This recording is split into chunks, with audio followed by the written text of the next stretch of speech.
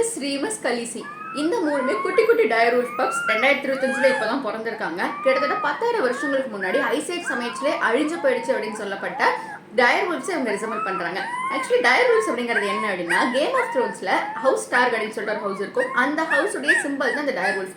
And Game of Thrones உடைய முழு கதையை வந்து நான் சேனல்ல கீழே இருக்க லிங்க்ல சொல்லியிருக்கேன். நீங்க தேவைப்பட்ட செக் பண்ணி பார்த்துக்கலாம். ஸோ கொலோசல் பயோசைன்சஸ் அப்படிங்கிற ஒரு பயோடெக் கம்பெனி வந்து இந்த உல்ஃப்ஸ் உடைய டிஎன்ஏவை எடுத்திருக்காங்க. அதாவது 13,000 வருஷத்துக்கு முன்னாடி இருந்த ஒரு டயர் உல்ஃப்ல இருந்து பல்லையும் 72,000 வருஷம் முன்னாடி இருந்த ஒரு டயர் உல்ஃப் உடைய காது போனையும் எடுத்து அதை ஜெனட்டிக் இன்ஜினியரிங் யூஸ் பண்ணி அதை வந்து சீக்வன்ஸ் பண்ணி இப்போ இருக்கிற உல்ஃபை கம்பேர் பண்றப்ப அதே மாதிரி சைஸ், அதே மாதிரி ஸ்கல்லு, ஏன் அதோட ஹவுல் கூட வர்ற மாதிரி ரெசிப்ரோகேட் பண்ணியிருக்காங்க.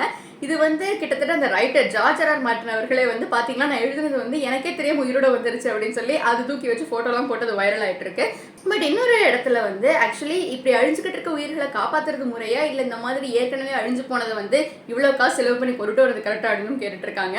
இதை பத்தி நீங்க என்ன நினைக்கிறீங்க?